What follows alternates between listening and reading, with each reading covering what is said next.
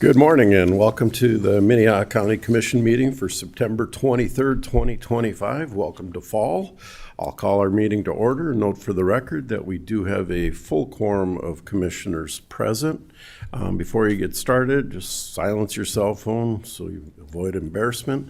And if you're going to speak today, we do have signups. We do need your name for the record. I'd ask you to please stand for the Pledge of Allegiance. I pledge allegiance to the flag of the United States of America and to the republic for which it stands, one nation under God, indivisible, with liberty and justice for all. All right.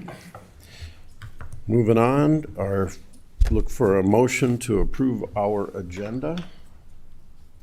So moved. Second. By Heisey, second by Benega. All those in favor say aye. Aye. Opposed, same sign. Motion carries. Moving on to our consent agenda. Is there anyone from the public that would like to comment on any item on our consent agenda, or bills to be paid, abatements, personnel actions, that type of thing? Everything's available for public record in the auditor's office. Anybody want to comment on any item on the consent agenda? All right. Look for commission. Any commission want to poll or comment on any item on the consent agenda? If not, look for a motion. Make a motion to approve. Second. Motion by Kipley, second by Bleinberg. Please call the roll. Kipley, Aye. Bleinberg, Aye. Heisey, Aye. Benega, Aye. Karski. Aye. Motion carries.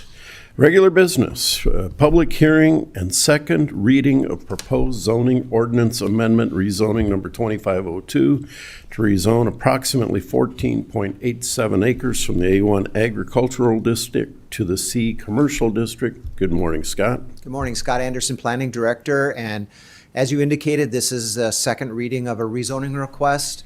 It was before the Planning Commission last month in August, and you have had a first reading and authorized the auditor to publish a hearing notice.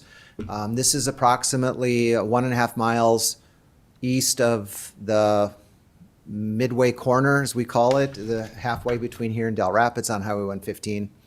So the Planning Commission took action, made a recommendation to you to recommend denial, and I'd be glad to answer any questions. You certainly have all options open to you. I did want also to let you know that the applicant, the legal counsel for the applicant sent me a letter last week asking to have this item continued to the 4th of November. And we are exploring some options to maybe deal with the residence that's is encircled by this parcel. So I have no issues with the continuation, and it will allow us time to further investigate and research and maybe come to something that is agreeable to all parties, the county and the owners and the representatives and so on. So I'd be glad to answer any questions you have. The representative, Paul Cheddar, represents the property owner. He's here if you have any questions for Paul as well. So basically on the table right now is to extend the second reading to November 4th. Yes, that's the request by the applicant. Okay. And I am open to that, but I will tell you that the Planning Commission did make a recommendation to not deny this, and we had the first reading, and today's the second reading. Well, since it is scheduled today and it is a public hearing, there may be people here that would like to speak in favor or in opposition to it, so we will give people the opportunity, if they are here, to talk about this item. We would take your comments at this point. Anybody want to come up as a proponent in favor? Mr. Cheddar, good morning. Good morning, Mr. Chair and Commissioners. Thank you. I'll just take a moment to echo Mr. Anderson's comments that I was engaged by the applicant after the denial by the Planning Commission, and since then we've addressed some of the issues that were the basis for concerns by the Planning Commission, and we're working through some possible solutions to address some other concerns and would appreciate some additional time to see if we can't find a path forward with the planning staff. And I want to publicly express appreciation for their always having a willingness to have a conversation and dialogue. Minnehaha County is very fortunate to have a very strong planning staff, and I want to thank Scott for that. Any other proponents? Any opponents? Commission, I turn it to you if you have questions or if anybody would like to make a motion. I do have a question before we have any motions. I would make a motion to continue this on November 4th.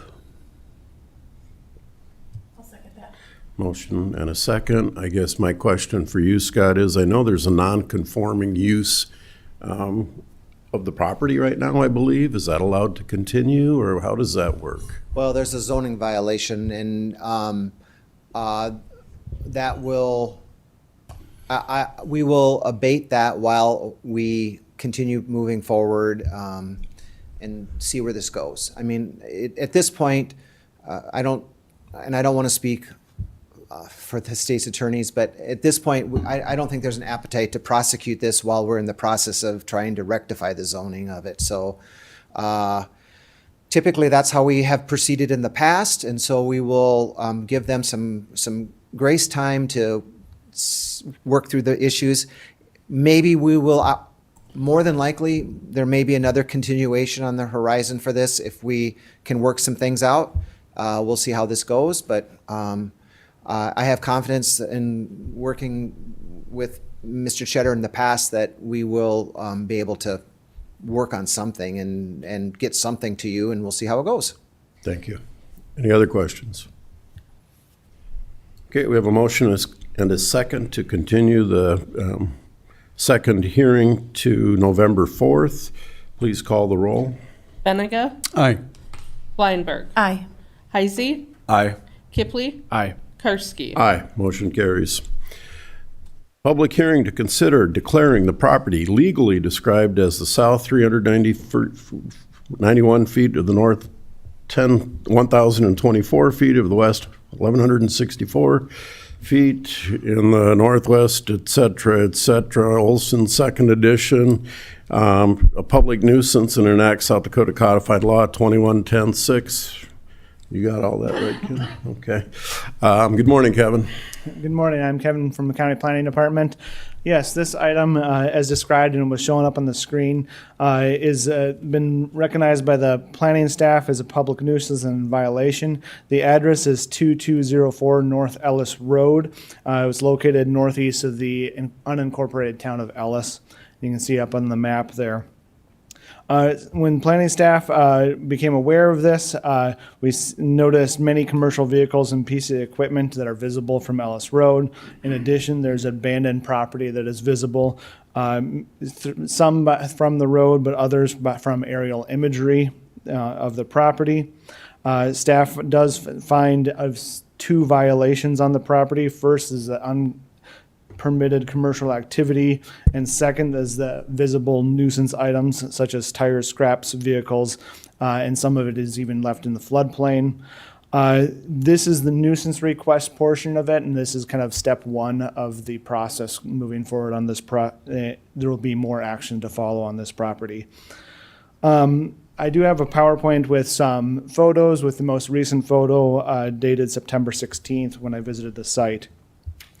South Dakota Codified Law 21-10-6 does allow Minnehaha County to declare a public nuisance to allow the county to clean up the property and defray the costs to the property owners.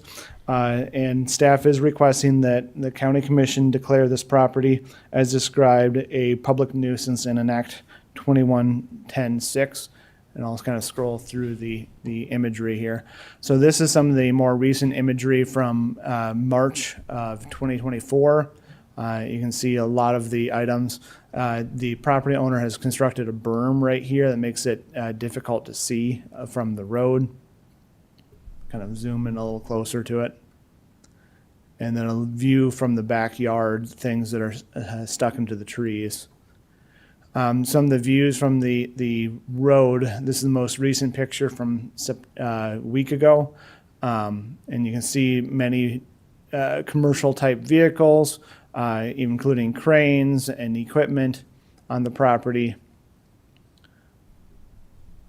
And you can see the edge of the berm right here from an earlier picture this year where the corn is not obstructing the view.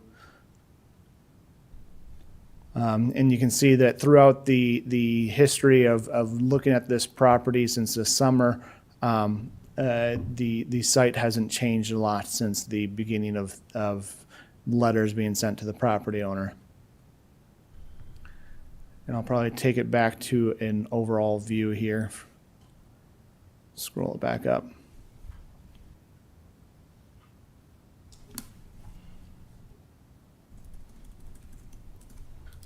And yeah, again, staff is requesting this property to be declared a public nuisance, and I'm available for any questions. All right, before we go to questions from the commission, we'll open it up to the property owner or anybody who would be wanting to speak for the property owner for their comments. Good morning, sir. Good morning.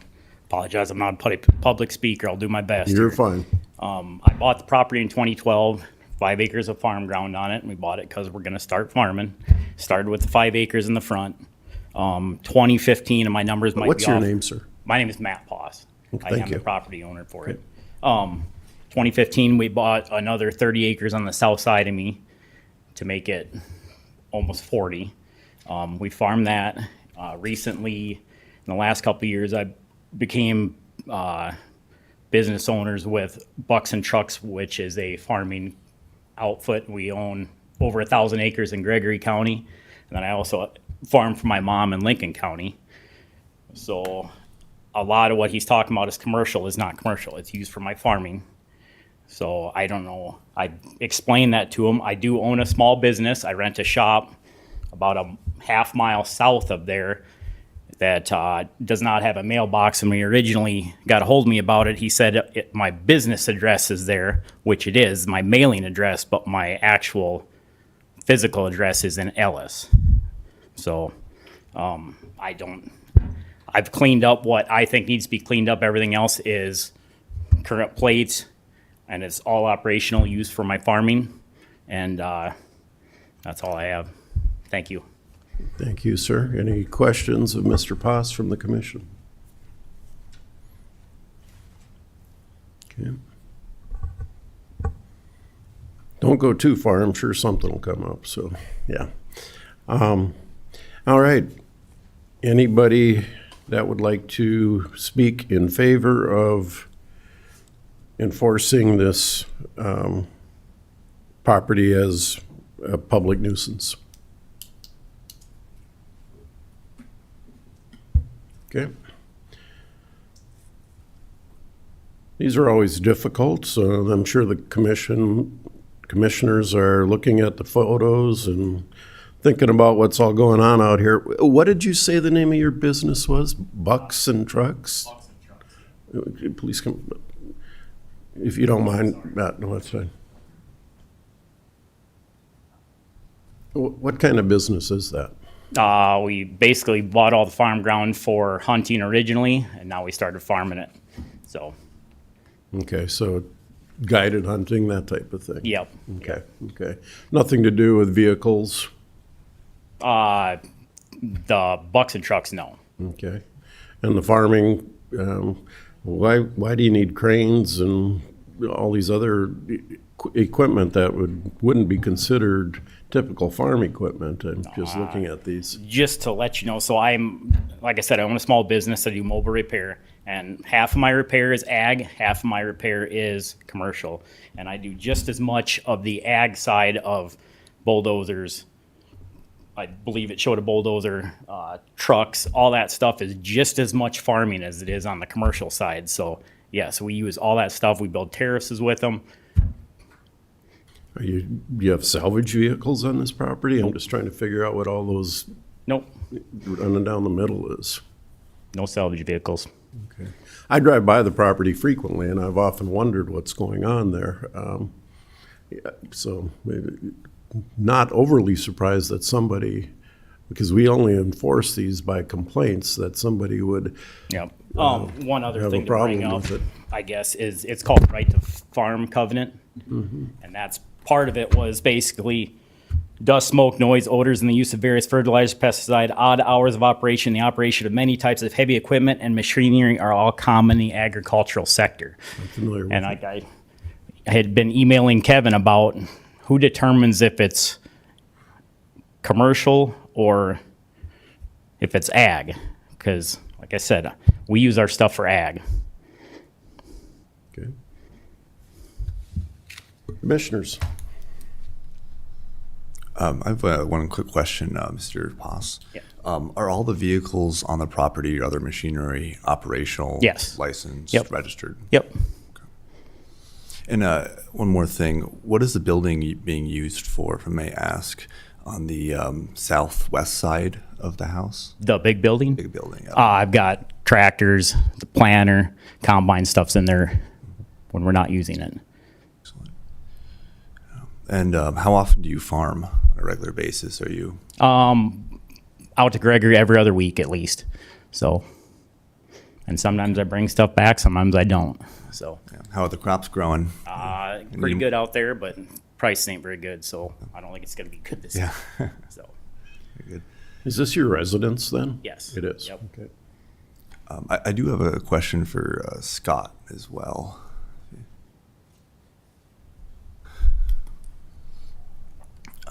Morning, Scott.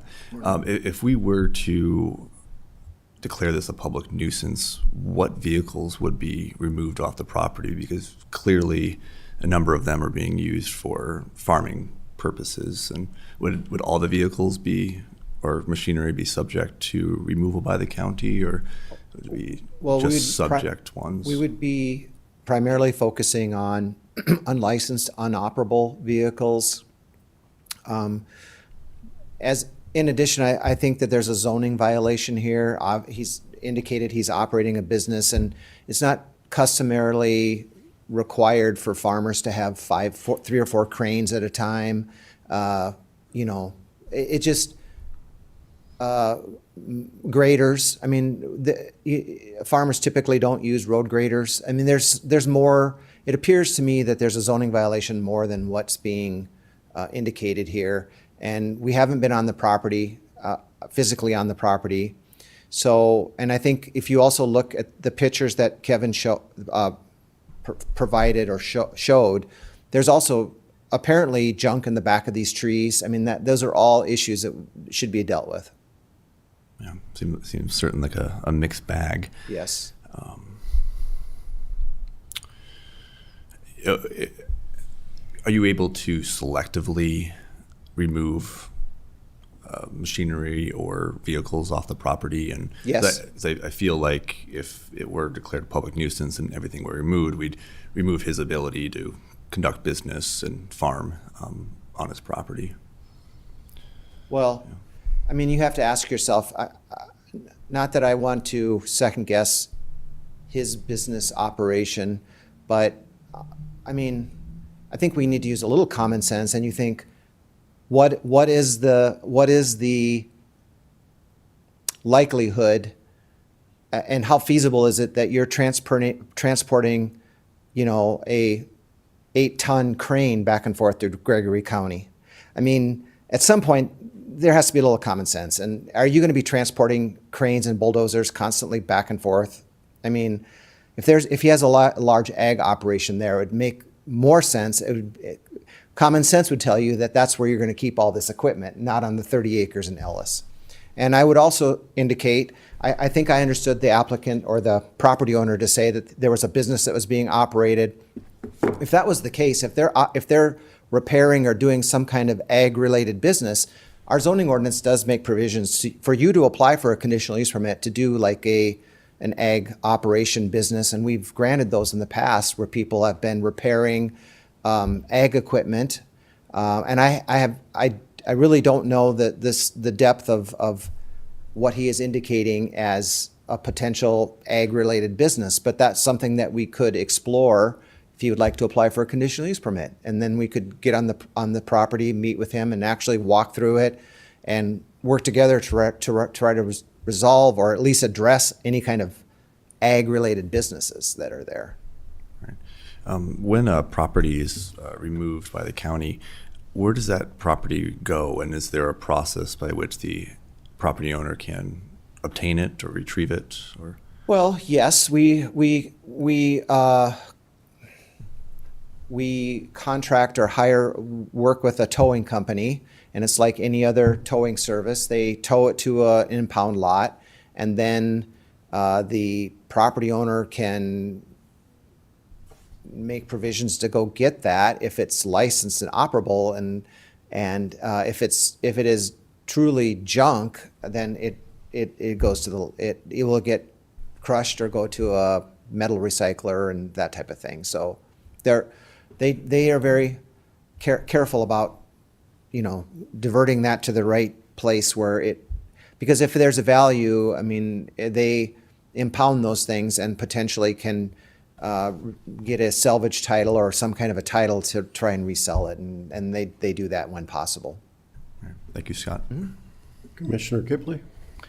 Yeah, I had a question for Kevin just on the timeline involved here. I mean, obviously this is kind of a first impression for us, but in our packet, I think, is it correct that your original notice of violation goes back almost a year here, October of 2024? So Walk us through that timeline and how you work with people along the way to try to get to a resolution, and just kind of getting it. My point is kind of by the time it gets to us, we've kind of reached an impasse. Yes. Typically, we will work with property owners if there is a workable solution, or if there's even progress being noticed on the property. We can work with them for quite some time. But you're right, there has been an impasse on this property of determinations of what is a commercial business and what is an agricultural property. There's also, as you see in the property, it's not just the vehicles, it's scrap metals and tires and parts and things that are being stored on the property as well. So that's where this public nuisance part of it goes. And like I said, this is kind of part one. We do plan on taking further action, working with the state's attorneys on other avenues for the commercial side of things. That's as to the underlying zoning violation then? Correct. Okay. Yep.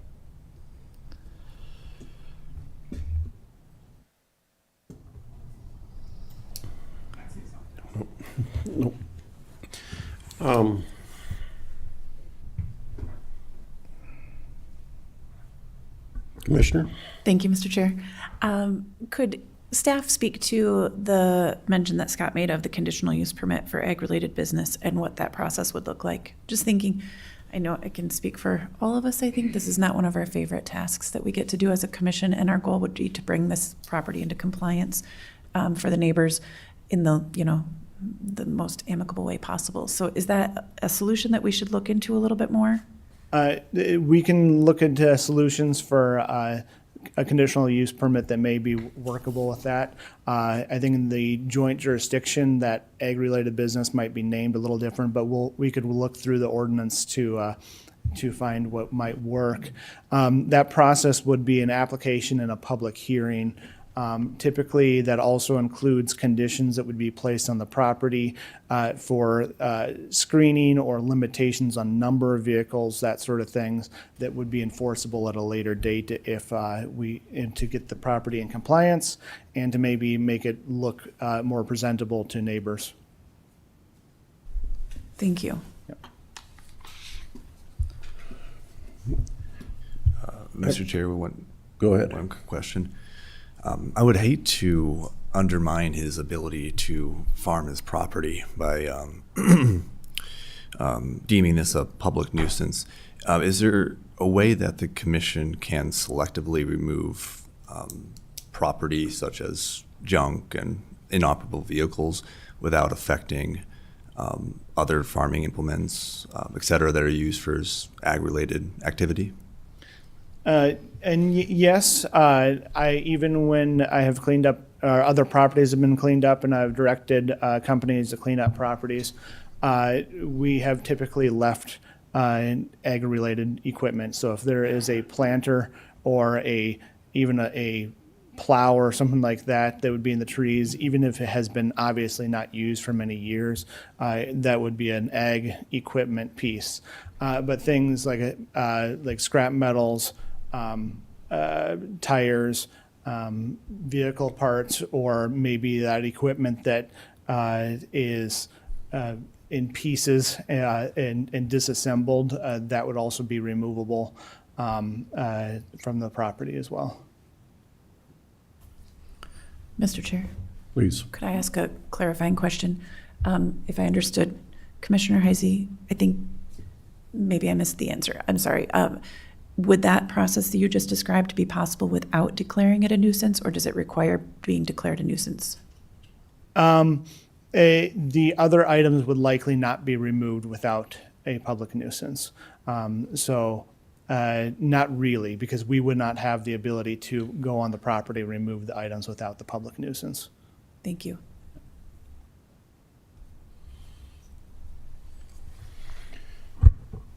I'm struggling with this one too. I mean, I agree with the concept of how much equipment do you need to farm 30 acres of land on this property, and your other property's 150 miles away. Maybe there's some in Lincoln County I heard about, but to me, there's a business being run here, and or it appears obvious that a business is being run here, which is definitely a zoning violation.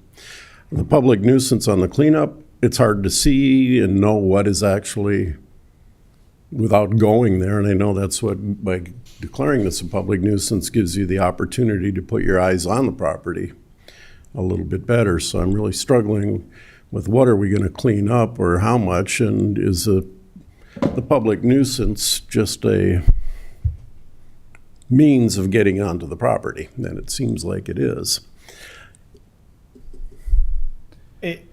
Partly, but I don't suspect that we will take action until our next step is followed through. It's going to be, the intent is to make sure that we cover all our bases on the property, so that way when, if we do go through a court action, that we would have the public nuisance ready to go and through the courts.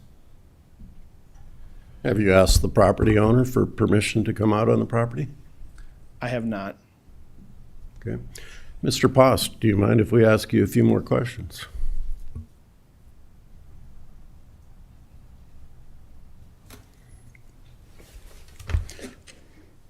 Would you be okay with one of our planning people coming out to your property? No. Okay. Are you running a business on this property other than ag? Nope. Like I was emails to Kevin, I rent a shop a half mile south of there at 1310 North Ellis Road. The building belongs to Zacharias Construction. I pay a monthly rent, and that's where my business is run out of. And I understand that, but are you storing stuff from that business on this property? No. Okay. Any other questions of Mr. Post? Did you have any other comments that you'd like to make? Nope. Okay. I guess who determines if it's ag equipment or commercial? Is he's the guy he's the judge and jury that does that, or what? He's going to be the eyes on the ground that would do that, yeah. And Well, of course, you would be there and you would say, no, I use that for ag. I mean, he's not there to take your livelihood away from you, but That's what it sounds like. we have zoning laws for reasons, and it's so people can have expectations of what can happen around them. And we have people who run businesses off of residential properties that it's just not permitted because most people don't want that next door to them. And so we're stuck in the unenviable position of trying to figure this one out. So I'll turn it up back to the commission for action. Could I ask a question? Please. Mr. Boss, would you be willing to consider looking into that option of the conditional use permit for ag-related if, after staff looks into it? I don't see why I need one. I don't run a business there. I run a business out of the shop south of there that's zoned industrial. So I don't understand why I would even need a conditional use for that. Correct me if I'm wrong, staff, but is the purpose of this property with this kind of equipment is out of the guidelines of the way it's zoned? Is that, I mean, or is it just the disrepair or the stuff that we're worried about? Sorry if I could ask staff. Thank you, sir. I would say a little bit of both. I mean, as I had indicated, I don't see how several road graders and cranes are used for agricultural purposes on 30 acres. I mean, I would think that doesn't really look like it would fit into an agriculture-related activity where you have several cranes, several bulldozers, multiple dump trucks, many semis. How does that all fit into a 30-acre farm or other properties? And as the property owner, as he indicated, he has commercial property, industrial property half a mile south, and maybe that is a better location to store many of these obviously heavy equipment for not industrial equipment. And if I could ask one more question, Scott, you are definitely our expert and have a lot of experience in this field. Throughout the county, I'm sure there are other ag properties that you have worked with. How do we avoid these situations in those properties? Like, what does it normally look like, and how is this one different? Well, there are many ag properties that have heavy equipment, but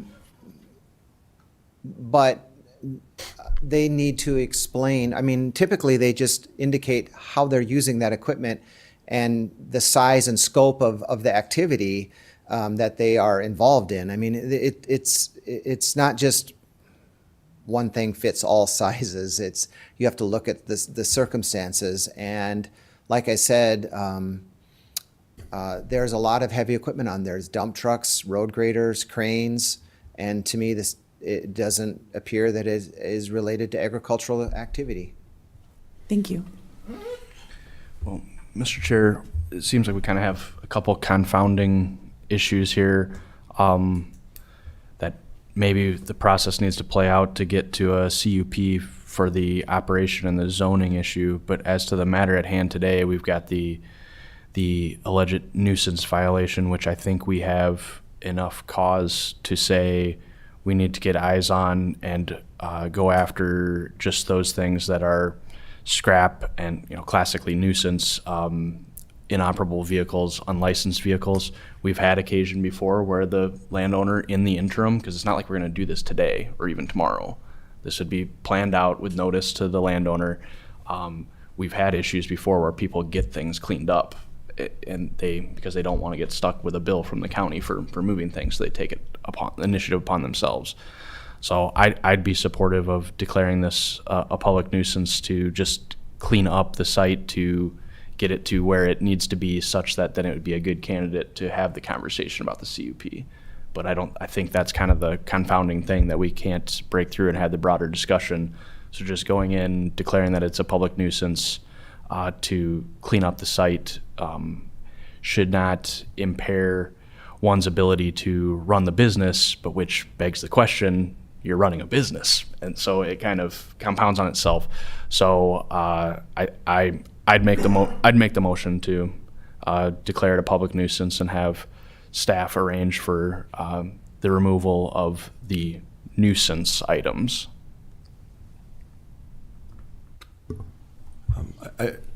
I do have one more final We have a question. motion. I need a second, or I'm going to have to declare it dead for lack of a second. I'll second that. Okay, so we have a motion and a second. Commissioner Isaac, you have a question? Thank you, Mr. Chair. I do have a question for the applicant, Mr. Poss, if you'd like to come forward. It seems to me what's at question, apart from any not inoperable vehicles or junk metal, scrap, et cetera, are the graders, the cranes, some of those additional implements. What are they being used for, if I may ask? I don't have graders. I have one crane, use it for pulling roofs off buildings in Gregory. So, and him saying that I've got multiple, I don't. So I do have a few skid loaders. Got a loader here and I got a loader out west. So yeah, I don't have, he's way over exaggerating stuff I have there. And, So- and just to be clear, you've got 5 acres on this property here, I have additional 30. 40 acres on this property, 40. 39.43. And then in Gregory, we have well over 1,000. And you're regularly transporting equipment back and Every forth. other week I'm out there, whether I'm bringing equipment back and forth. Okay. Thank you very Some much. are not as much, but yes. Thank you. Yeah, unless you have anything else to say. No. Thank you. Thank you. Additional questions or comments? All right, so we have a motion to declare this a public nuisance and allow the planning and zoning to initiate the activity they needed to clean up. Call the roll. Kipley, Aye. Benega, Aye. Heisey, Nay. Blindberg, No. Karski. Aye. Motion carries 3-2. All right. Moving on, we have a public hearing to consider declaring the property legally described as Lot 2, Hatley Addition, in the town of Lyons in Minnehaha County, a public nuisance and enact South Dakota Codified Law 21-10-6. Kevin? Yes, this property is another public nuisance case. The address is 327 First Street in Lyons. It is located on the north side of the unincorporated town, and it has the old schoolhouse building on the property. The planning and zoning has been working with this property for a number of years now. Every time we've kind of contacted them, there's been some actions taken or an application. There's been 2 applications for rezoning that have gone through, and both of them have been denied based in part because of lack of action of keeping the property in a clean state. So staff has looked through the property and found that there is abandoned property on the site. The property is no longer improving and is now time to take action. I'll go over some photos with the most recent ones in September. So some aerial photography. This is from 2023, so it's a little older, but you get some idea of the site. So there's a lot of now grass and tall trees and things that are starting to grow through the asphalt and other parts of the property. It makes some parts difficult to see. But there's been equipment and trailers that do not move and have been left there. Building materials,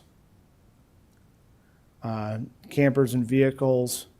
This would be another piece of equipment that has not been moved for a long time. As you can see, the trees growing up through it. This is a trailer that's filled with tires and other kind of materials that is scrap metals and things.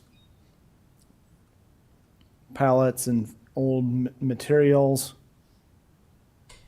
Scrolling through. As we get further on into the year, kind of in July, more the grasses and things kind of grow up more through the year. More recent photos. So it really has been no improvement throughout the year, as you can see, or minimal improvement. There have been a couple of vehicles removed throughout the year. So bring up the most recent photos. There's still materials on the site. There's still stuff leaned up against the building and left behind, lawnmowers. So I'll leave it at that. And this is another public nuisance case where staff is requesting the property be declared a public nuisance, and the county commission enacts South Dakota Codified Law 21-10-6. Is there any questions? All right, before we go to questions, this is a public hearing, so is the property owner present that would like to address the commission? Please, sir. Please come up and give us your name, and I'd like to hear from you. Name is Dennis Hatley, owner of that property. What else you want to know? If you want to explain, do you have plans for the property, cleaning it up? Absolutely. Are you selling it? What are you doing? I purchased that property on a tax deed sale here, Okay, all right, with the intentions of doing great things with it, which I started to do. The part of the condition of having it, having a property was to clean it up, fix it up, do that, which I did. I replaced all the glass in the school. I flowered the tiers. I did everything. It looked beautiful. Went on vacation for a week, come back, my windows are all busted out again. Turn it into the sheriff. They come out and they looked and they said, yep, they're broke out. That's it. Okay. Once a month or maybe even twice a month, I'm terrorized by somebody. Breaking stuff, stealing stuff, whatever. All right. So I moved the camper out there. I stayed on the property so I could protect it. Didn't work very well because I had other things I had to do off the property. When I'd leave, they'd see me leave and they would break the door, whatever. All right, that's the hard luck part of it. But I did have intentions, and I still do have intentions of making it a revenue generating property. And these pictures aren't what you see when you go there today. There's 3 trucks there which are licensed, insured, and everything, stuck into the trees. And a camper, that one there is not licensed. So, but if you take a picture of any pile of stuff that's called waste or something, every pile has a use on that building or the property. okay. And I have, or my son has recommended or tried to get a commercial zoning there, and they won't give it because of 1 vote, and I'd like to know who that is, but I don't. So I don't know what else I can do. I'm going to continue on. My last thing that 6 years ago, I come down, I went to the doctor, stage 4 lung cancer and prostate cancer. So for the last 7 years, 8 years, whatever it's been, I've been doctoring for that, which takes a little strength away from you. So I have not but I am getting stronger, and I am going to do whatever it takes to do. Except, please, don't take the stuff away that I need to fix the place. It's all stuff that I need to repair the place. The camper, I'm confused. What's that? I've seen the photos. I'm confused what stuff you'd need to fix. Okay, that one piece of equipment that's kind of laying over, looks like trees are growing through it and stuff. That's a extended boom forklift. That's how I put the windows in the school the first time. Raise it up. It's the only way. Ladders, I'm not going to climb a ladder. Can't climb a ladder. I have that piece of equipment to do that. That piece of equipment there will reach up and over the school even. So, and the red pickup sitting there, that's a licensed running snowplow truck. And yeah, that one right there. That there is a piece of equipment you use to work on the place. And that might even be gone now, for all I know. I haven't been out there in the last month. Any question about any other thing you see on the ground, I can explain why it's there. Any questions for Mr. Atlee? Okay. We may call you back up, sir. Thank you. Anybody here else that is not in favor of the public nuisance? So the whole proponent-opponent thing really is confusing when you're proponent for adverse action. So anybody opposed to not declaring this a public nuisance? All right. Commission, ball's in your court. Mr. Chair. Please. Thank you. Could I ask staff to go through the timeline with us again of how long this property we've been dealing with? So since the start of this case was this spring, but we have been dealing with this property for some time prior to this. As I noted, last year at about this time, this property was brought forward with a rezoning request that was denied.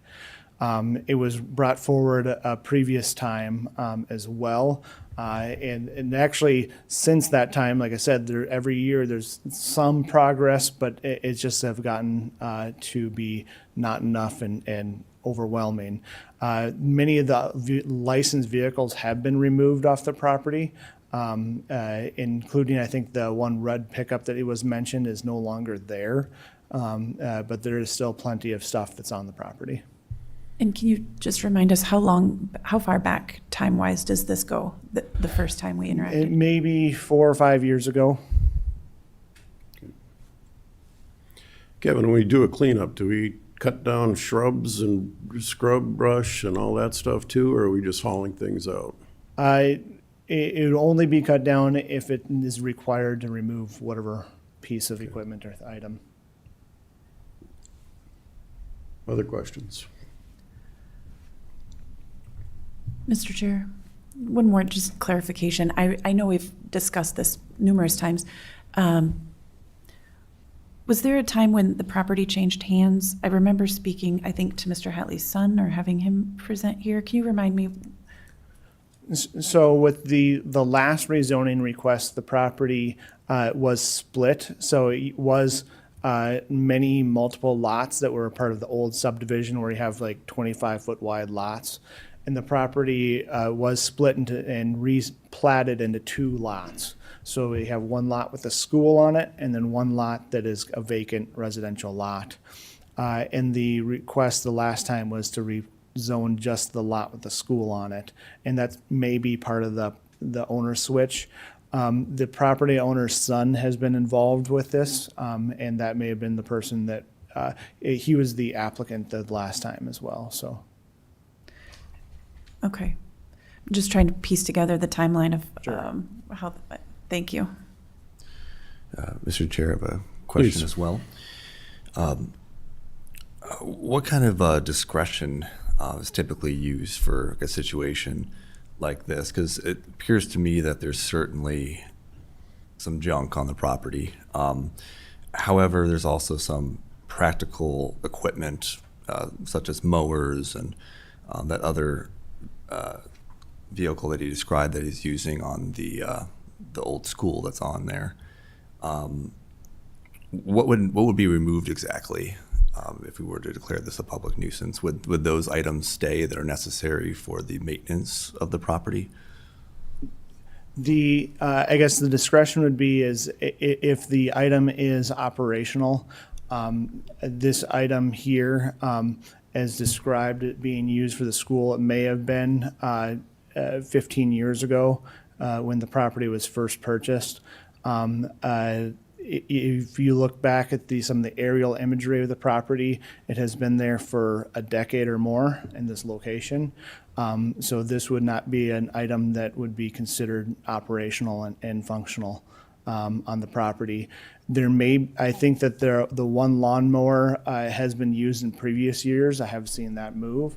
There are other lawnmowers there that are clearly not functional, and those would be removed. So there is some discretion, but in this case, it is more clear on there's not much that's functional on this property. Thank you.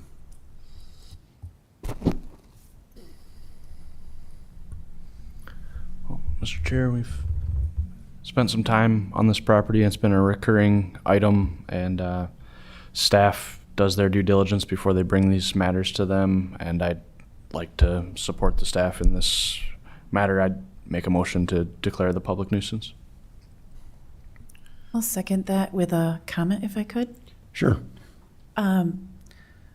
Mason, the beginning of this process comes with a complaint from another citizen.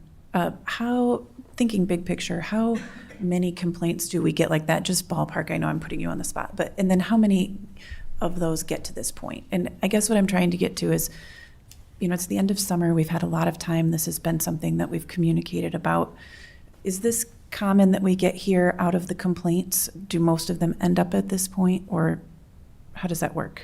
Sure. So overall, with all the complaints that throughout the county, we typically see approximately 80 properties get complained about over a year. Sometimes they're reoccurring properties. Other times it'll be new ones. And yeah, maybe take 2-3 to a commission in a year. So it's a small percentage of the total. I would like to deeply thank you for the work that you do to get us to the point where only 2 or 3 come to us. We have a motion and a second. Call the roll. Kipley. Aye. Blindberg. Aye. Heisey. Aye. Benega. Aye. Karski. Aye, motion carries. All right, moving on. Consider a motion to authorize the Highway Department to purchase a 2026 Ford F-150 in the amount of $50,126 off South Dakota Bureau of Administration contract number 17619 and authorize the chair to sign a purchase agreement with Lamb Motors. Good morning, Jacob. Morning, Commission. Jacob Morris, Highway Department. As part of our approved 2025 vehicle replacement requests, this is one of those items. This would actually be replacing a 2500 truck, and then a couple trucks would shift places for this one to fit its role at the Highway Department. It's a basic work truck with a couple items added on, as you can see in the attachment, but it's just a functional work truck for the Highway Department. Okay. Public comment on this agenda item. Commission. I would make a motion to approve since this is part of our annual budget approval. Second. Motion and a second. Call the roll. Benega. Aye. Blindberg. Aye. Kipley. Aye. Heisey. Aye. Karski. Aye, motion carries.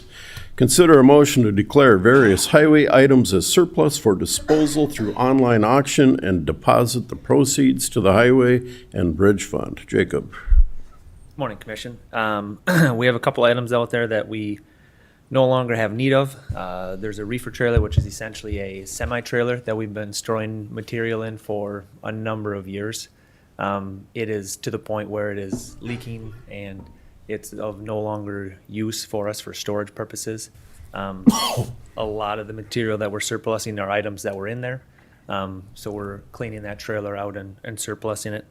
Along with that, there are a couple leftover pieces of steel from the new highway facility that we visited with the facilities director about, and he was in favor of us surplusing those items. And then some chainsaws and weed eaters and concrete saws that have just seen the end of their life at Highway. All right, public comment on this agenda item. Which online auction do you use, Jacob? Purple Wave. Purple Wave, heard it before, okay. Look for a motion, Commission. Make a motion to approve. Second. Motion is second. Additional questions or comments? Call the roll. Kipley. Aye. Heisey. Aye. Blindberg. Aye. Benega. Aye. Karski. Aye. Motion carries. Moving on, consider a motion to adopt the fiscal year 2026 budget for Minnehaha County. Susan, haven't seen you in forever. Last week. Susan Beeman with the Auditor's Office. Today, we are here to ask for your consideration to authorize the adoption of our fiscal year 2026 budget. I'm not going to spend a lot of time going through numbers. We have done that multiple meetings. But I will just hit a few highlights. Our total budget, excluding interfund transfers, is just over $132.6 million for all funds for appropriations. We have not exercised any additional opt-outs within this budget, meaning we're not levying any new opt-outs this year, as well as just reminding you that it does include 7 new positions. which are all either public safety or justice-related positions. As we go through this packet, this will be the next 3 pages, this page as well as these pages here will all be part of our official budget. They will get sent to the state as well as being placed on our website as well for public awareness. This is the actual resolution. These are the changes from provisional budget in July to today where we are asking you to adopt. We've gone through those changes in previous meetings in detail, so I won't go through these today unless you guys have any questions. And then lastly, just a reminder on the levies, the combined levy for our general fund, building fund, and our bond funds is 2.933.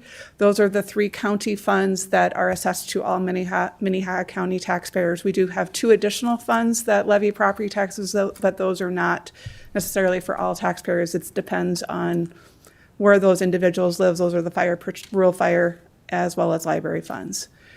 And then lastly, these 2 are just some graphs related to same budget numbers, but just in a different form. We do put these on our website as well, just indicating, you know, where does all of our funds come from? What resources do we receive to help meet our budget needs? So just under 58% of our total budget comes from property taxes. A remainder, about 35%, comes from a variety of different sources. Intergovernmental revenue, different things from charges for goods and services, from jail, board of prisoner rates, housing fees for JDC, et cetera. And then lastly, the slide that has all of our expenditure lines on there. The big blue area is our public safety and justice area. I'll just make a note that we do talk about 71% of our general fund is public safety and justice. When you bring in all funds together, it's just under 56% for public safety and justice when you factor in all funds. So I'll just pause there to see if you have any questions for me. Do you have more to continue with? No, this is the last slide. Okay.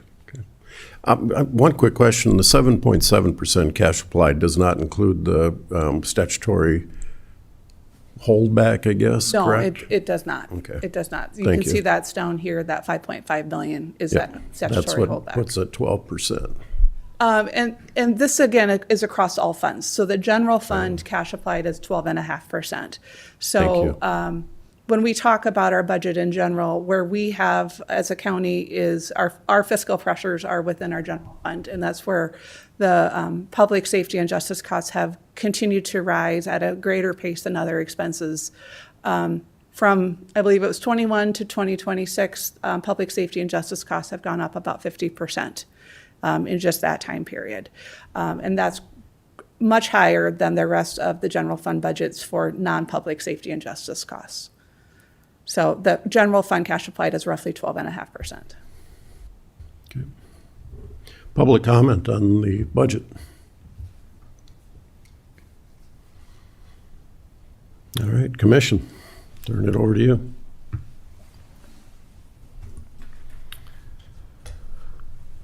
Mr. Chair, I can lead us off with just a thank you to Susan and Tom and all the department heads. This has been a good budget process and a challenging time. So thank you all for getting us to the finish line here. I'll just make one comment. I guess I find it interesting that we've had very little public input on this process, but I'll call out one line item in the budget just for public awareness and for just the fact that we do get a lot of public input on a certain topic. We have a line item in the budget for the auditor's office for elections of $949,033. So that is fulfilling 100% of the auditor's office request for elections, and just kind of the civics 101 lesson. We have the power of the purse. Basically, our role in the elections is largely over as a commission body. We have funded the auditor's office, and so the 2026 elections are up to the auditor's office now, and we'll see where that goes from here, but I just think it's important to say that the county commission's role in that process is complete. If there's other suggestions about how we should run elections or things like that, I would direct those interested individuals to the auditor's office.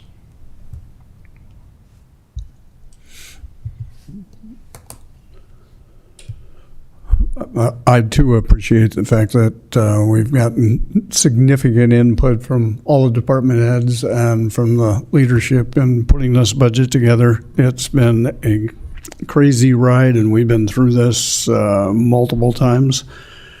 The county's major responsibility is all legislated by the legislature, so what we're doing is pretty much what we're required to do. We have very little flexibility with that.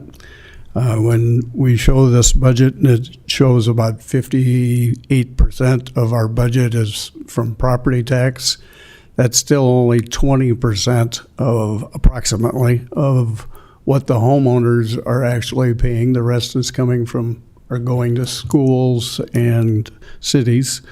So it's a complicated process. It needs more education in some cases to get us through this process, but more importantly, I do appreciate everybody's hard work in making this happen. So thank you for that.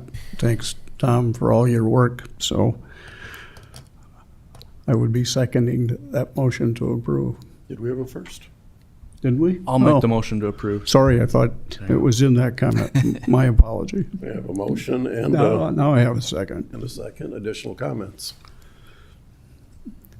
I could just echo Commissioner Kipley and Commissioner Bendiga's comments. Thank you to the staff and the department heads in the county that have worked so hard on this budget, and looking forward to getting it across the finish line. Commissioner Heisey? Yeah, basically say the same thing. It's been a slog.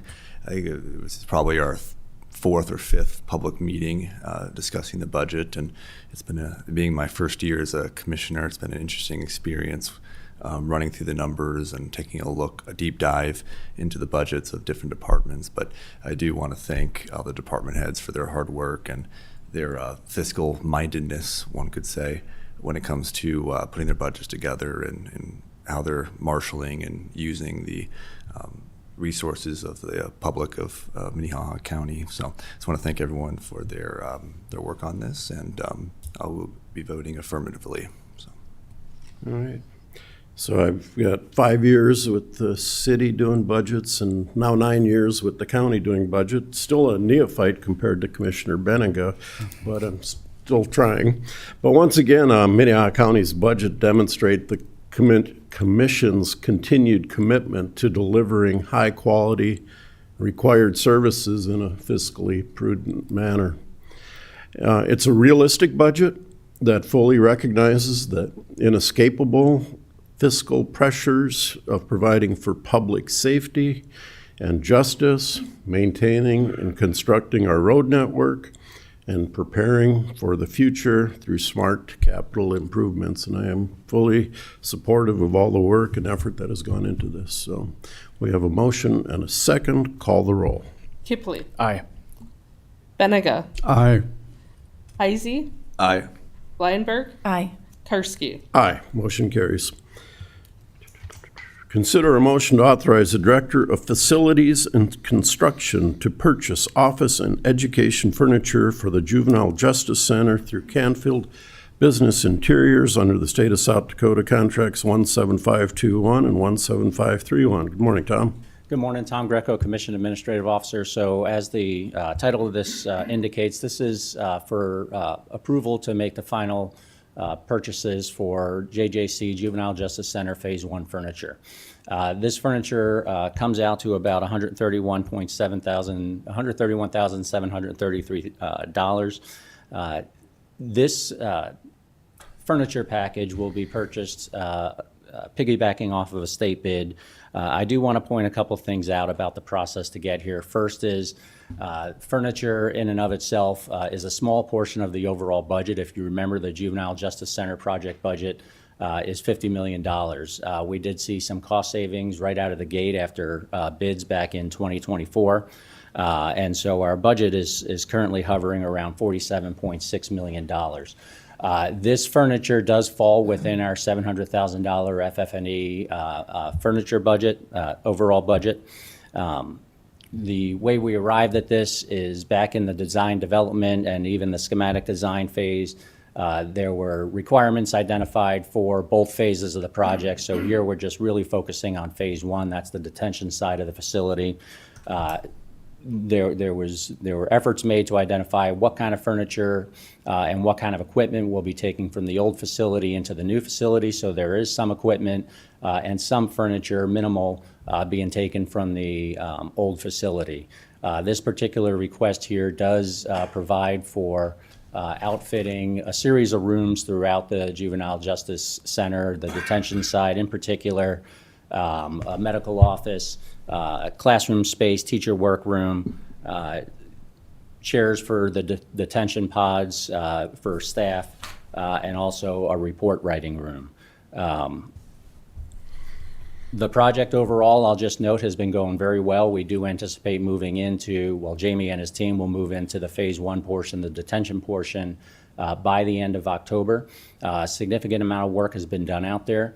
Once he and his team and get moved over in the early part of November, you'll start seeing phase two begin, which commences with the destruction of the current facility and the building of a new facility, which that phase two portion will include a variety of office space and also courtroom. Again, the concept being sort of a one-stop shop for these juvenile justice matters, so that we have the courts down there, the juvenile detention staff, and other legal services and services associated with the juvenile justice process. So I would ask and encourage your approval of this. If you do have any questions, I'm here, of course, and Jamie's here as well. All right, public comment on this agenda item. Commission. I would make a motion to approve the, excuse me, purchase of the office and education furniture from Canfield Business Interiors. I'll second that motion. Motion is second. Mr. Chair, and I just have a Please. comment.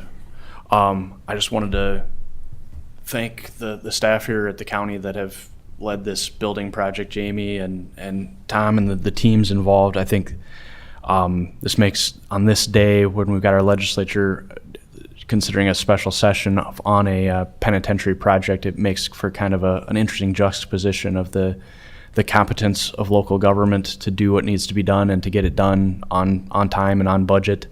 I hope our friends in the legislature can get the penitentiary project done there. But I think that will make for again, an interesting juxtaposition that we'll be moving in here in October, and we have space in our county jail. And again, Minnehaha County continues to lead the way on criminal justice matters and setting a good example for the rest of the state. So we'll see what happens in Pierre today, but just the local angle here today is that we're taking care of business. So I'll be supporting this motion. Mr. Chair, I did have a comment to make. Good morning, Tom. I wanted to ask first, how do these state bids typically function? We have a contract with Canfield. So the way the state bid, this process functions is we do, by policy, have the authority with commission approval to basically piggyback on previously competitively bid contracts, I suppose is the best way to put it. So the state maintains a series of contracts with a variety of different manufacturers and suppliers for everything from furniture to IT equipment to a variety of other things. It does negate the need for us to enter into a specific contract with Canfield in particular. We do use Canfield regularly. We've used them in this building, using them obviously down at the Juvenile Justice Center, and it just provides for some uniformity of the equipment throughout the county. Yeah, and I just ask that question mainly because I have some concerns about the price of the individual items that we're purchasing. Just take, for example, you've got a filing cabinet at $320. A chair you could buy for $100 at Office Depot for $742. So some of these prices are a little bit concerning to me. That the counties and thereby taxpayers are paying. Take another example, it's $707 for a adjustable lectern. So I don't really necessarily have a question here, but more of an observation or a comment. And I think we can do better, get a better price on some of this furniture. Obviously, we need to furnish the juvenile detention center and make sure things are up to spec. But if I'm not seeing clearly on this issue, or if this is just the typical prices, I would like to be educated or informed about that. Yeah, we could certainly provide additional information, but I think, as the trend that we've seen over the past several years, things are, not to minimize what you're saying, but the costs are increasing, and furniture is no exception. There's a lot of furniture that we'll be placing into the new Juvenile Justice Center. Phase 1, this purchase is a fraction of what we'll see for Phase 2 when we build out the second portion of it. But obviously, we'll keep your comments in mind, and that's always front of mind, really, is cost when we're doing things like this. It's essentially getting the best cost for taxpayers, and getting the best bid possible. Is a high concern to me. In any case, thank you, Tom. Yeah. All right. Thanks. Mr. Chair, Please. I could just add one comment to that. We knew that prices were going to be increasing and were unable to order earlier because of the timeline. So we definitely, I think, do a good job of monitoring those prices and trying to capitalize on the best deal we can get. But sometimes prices go up before we are ready to move forward with the project. So I do appreciate the work that the commission and Jamie and the team that works with us with the building project have done on all of those different pieces and trying to help us make sure we keep costs down. A motion? Yep. And one last question, if I may, Mr. Chair. Mr. And Isaac? this was the lowest bid that was offered when we put in the bid with the state, correct? The state lets the bid, and then we piggyback on the bid, on the contract that they've entered into. Okay, thank you. Yep. My only comment, I have 2 different office locations, 7 staff, and I'm looking at these prices, and some of these chairs I think are the same that are on here. They're not leather. I mean, buying office furniture and buying furniture in general is not cheap. If you can find an office chair for less than $600, that's not going to fall down on you. I'd be surprised. My only comment. Call the roll. Benega. Aye. Blindberg. Aye. Heisey. Aye. Kipley. Aye. Karski. Aye, motion carries. Consider a motion to authorize the chair to sign a joint powers agreement between Minnehaha County and the City of Sioux Falls for legal research at the Siouxland Downtown Library. Tom.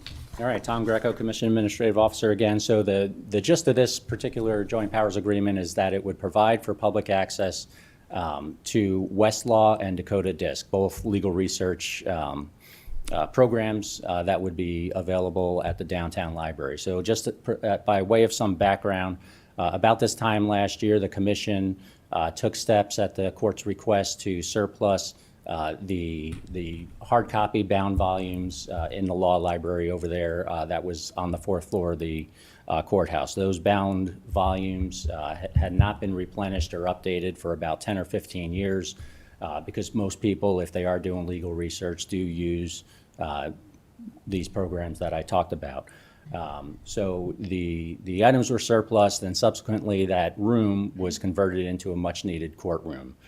Since then, and what we've sought to do is still provide for access to Westlaw and Dakota Disc, which essentially encompass a lot of the bound volumes, except in electronic forms, that were in the previous physical law library. So what this particular agreement does is it enters into a joint powers agreement with the city of Sioux Falls, in particular the library. At the downtown library, the city will furnish 2 computer terminals and also provide for internet access, which we're very grateful for. And then the county, really the courts, will provide for the program access on those computers. So they'll ensure that we pay the bill for Westlaw and also Dakota Disk. And then there are other provisions in the agreement which provide for troubleshooting if there are problems. Basically, if there are internet connection problems, the city will take a look at it. If there are prolonged outages with either Dakota Disk or Westlaw, the courts will take a look at it to ensure it gets rectified and fixed as soon as possible. We are, like I said before, very grateful to the city for doing this. So the county, certainly does maintain a law library. This is our way of providing access to it. There would be access for those with a library card or a guest pass to sit down in the downtown library on one of these 2 terminals and do the research that they want to do. So with that, I would also mention that Alicia, the library director, is here if you do have any questions from a city standpoint. But again, I would encourage and urge your approval of this. The next steps would be approval by the city, and then there is a signature of concurrence by the presiding judge. Once all that's taken care of, then we'll take steps to actually get it installed on those 2 terminals over at the library so folks can access it. Subject to your questions, that's all I have. Public comment?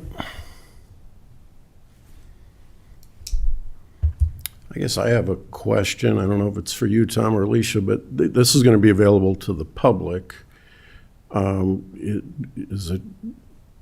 If an attorney needs it, can they reserve it so they don't have to wait in line for somebody else to be done with it? How does that work? The purpose of it is, so the way it physically works is you go to the library. If you have a library card or a guest pass, you can sit down at one of the 2 terminals and access it. But generally, it is open. The purpose of it through the law library is access by the general public, but also attorneys, judges, so on and so forth. But I will say most attorneys and judges, I do believe, probably already have access to these programs in and of themselves, but they can go over there and use them. I do also want to point out that Westlaw and Dakota Disk, they were previously available in the law library here, and that's where the courts saw the most use in the law library, is accessing these electronic platforms. Mr. Chair, Tom, is there a charge to this, the county? Is it costing the county government any money? There is a cost to, which is budgeted, a cost for the maintenance and the purchase of Westlaw and Dakota Disk. I don't have those numbers offhand, but it does come out of the court budget line item within the county budget. Excellent. Yeah, well, I think it's a great idea and giving the public access to those kind of resources. I am curious, though, are those 2 terminals in a separate room by themselves? Or are they amongst the other computers on I would site? have to defer to Alicia if she has that.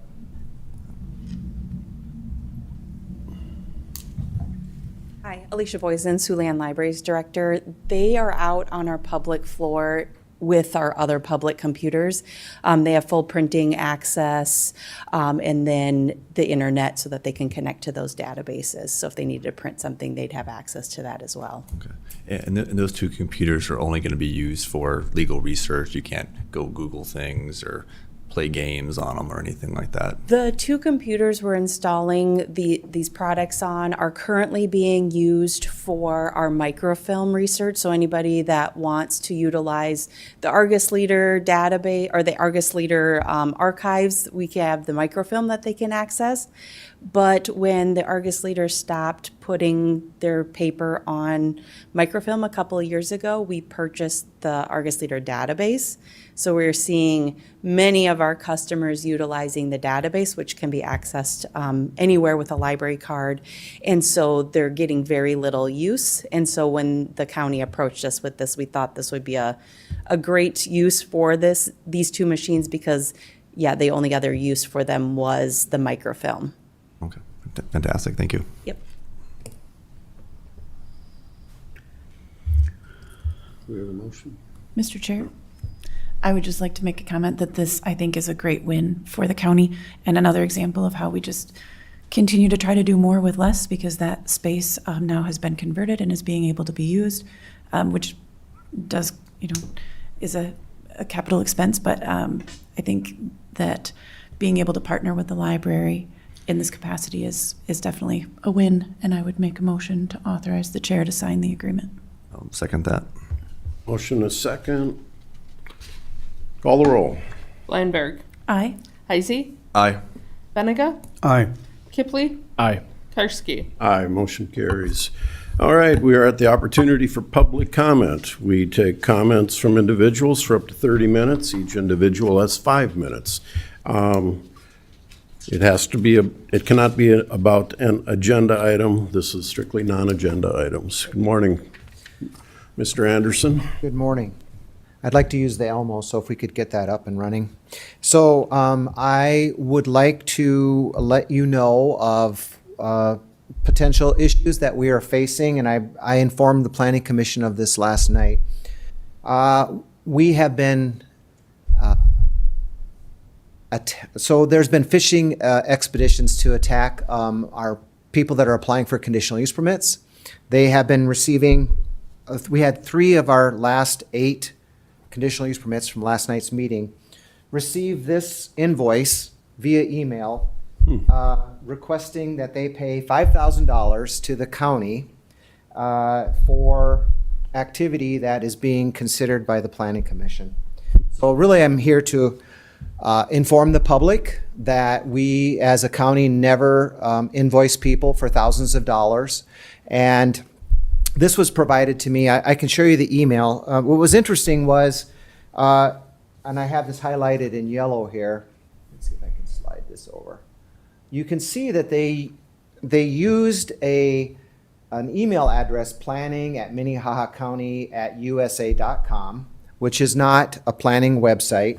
But what is interesting is they have this email that goes out to the applicant. It's signed by me. You can see my name here as Director of Planning and Zoning, indicating that they owe us $5,000. And so we discussed this last night with the Planning Commission, and we will be sort of attempting to include a flyer. Well, we're not going to be attempting. We will be including a flyer that will be going out with our packet information. So every month we get applications, and we send out a packet of information to the applicant that explains how they send out hearing notices, the meeting schedule, and so on. But we're also going to be including maybe a colored one-sheet flyer that says, due to fishing expeditions and scammers, please be aware that in the past, people have been contacted requesting wiring payments to a fictitious address. So it's concerning. 3 out of 8 people received this email, and I just don't want the public to be conned or scammed. So I don't expect you to ask me questions, but I just wanted to make the public aware of this, and we will be attempting to address the issue. I have forwarded it to the state's attorney. I've let the IT know. I'm trying to circle around to nip this in the bud, but it's very difficult to try and stop scammers. So thank you very much. Thank you, Scott. Any additional public comment?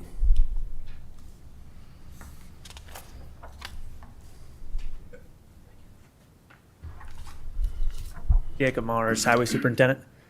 Tonight we are hosting the public at the Highway Department, 2124 East 60th Street North, for our 5-year bridge improvement plan.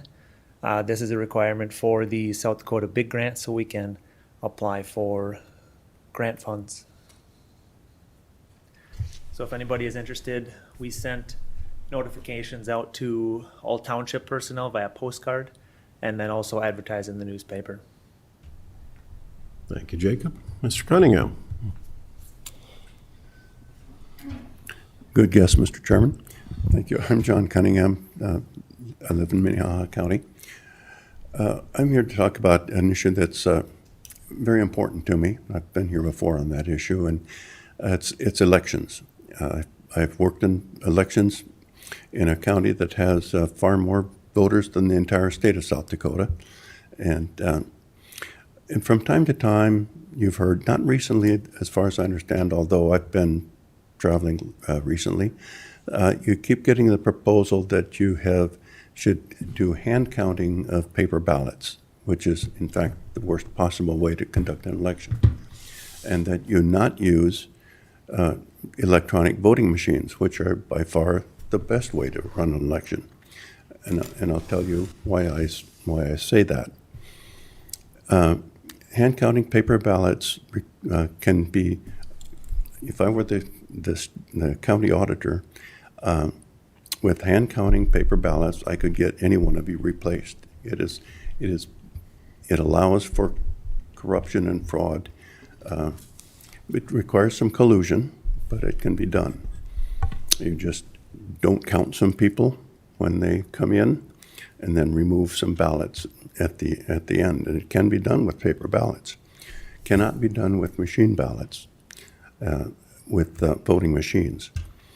And by doing that, it's in fact the last time we really had a corrupt election in this country was probably 1960, when John Kennedy was elected, probably due to some evidence of fraudulent counting of paper ballots in Cook County, and gave him the state of Illinois, which put him over and made him the president.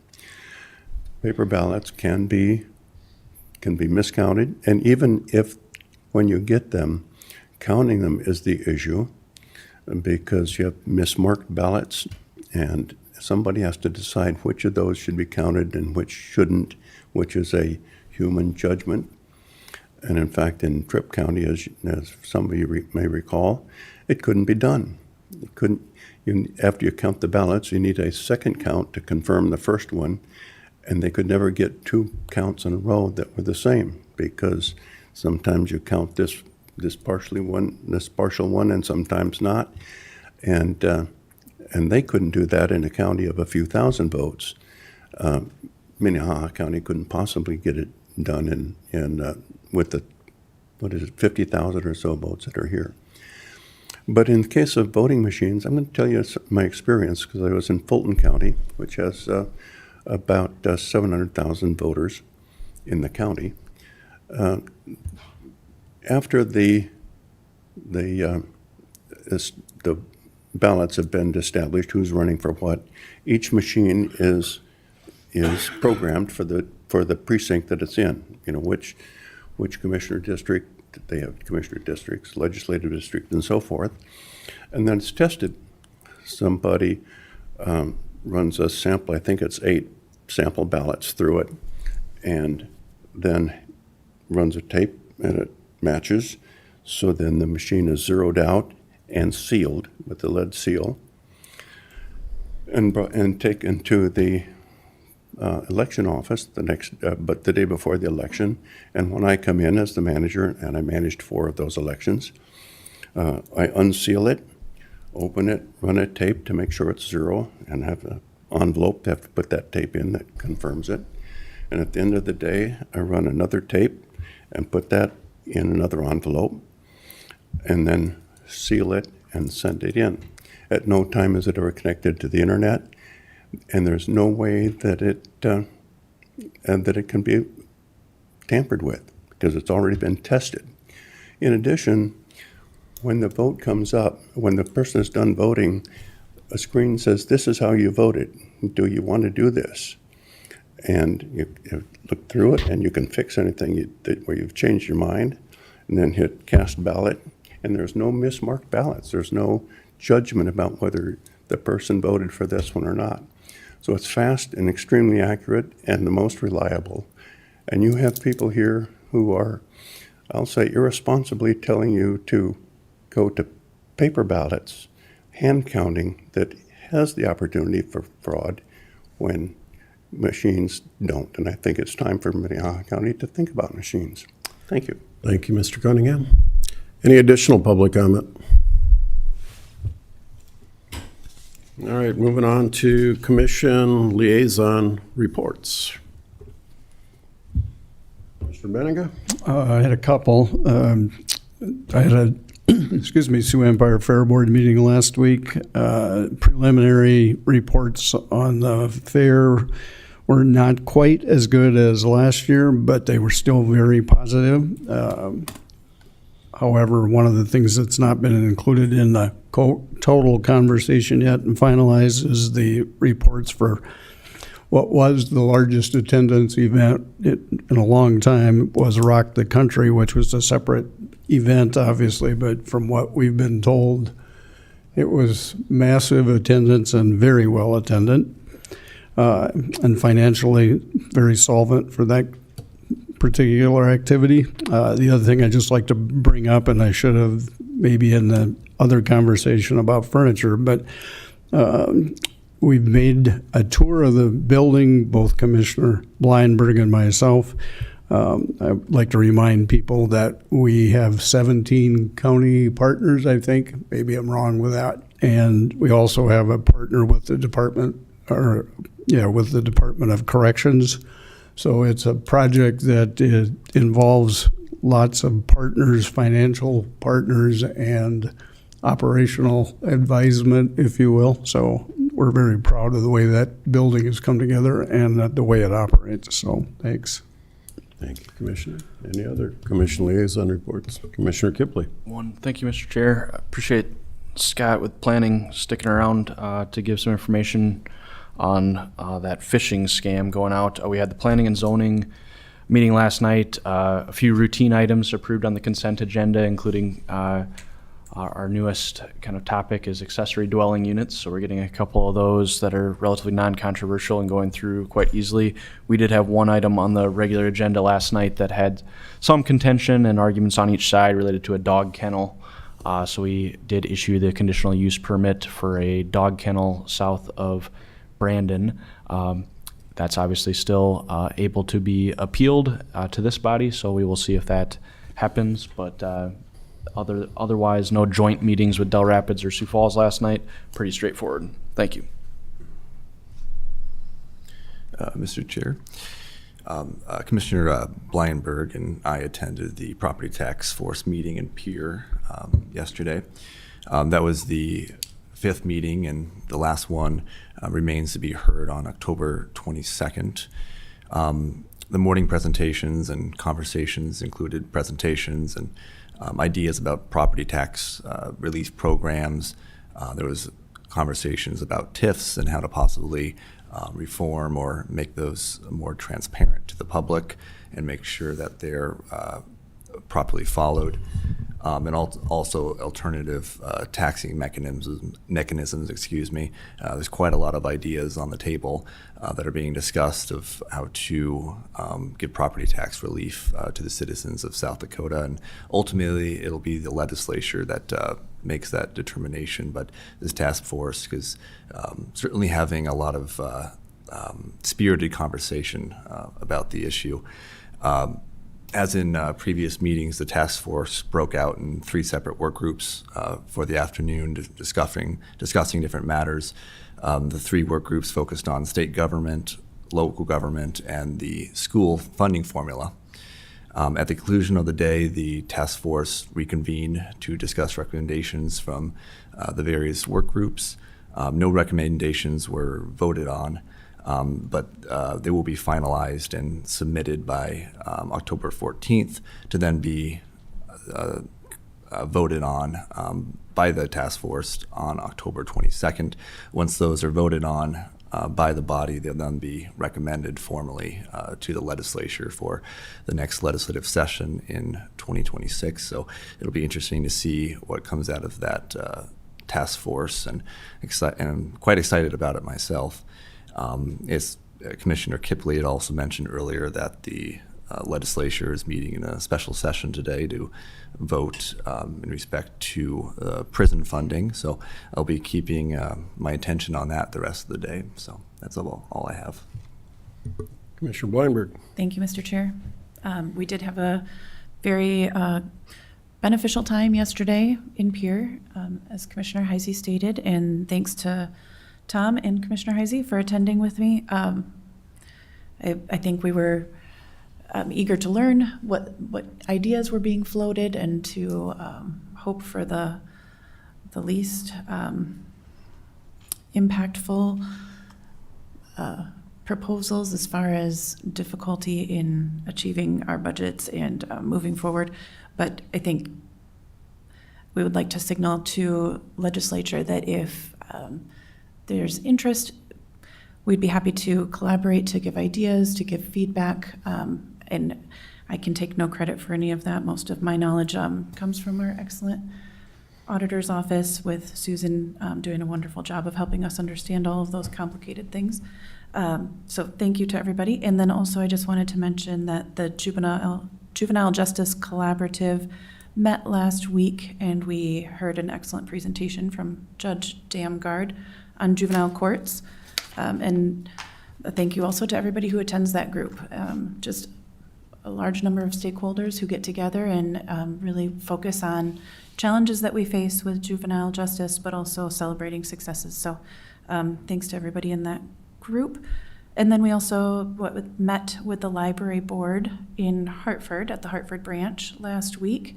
We had a presentation from City Finance from the City of Sioux Falls, and they did an excellent job also helping us understand the ins and outs of revenue sources and their different funding mechanisms.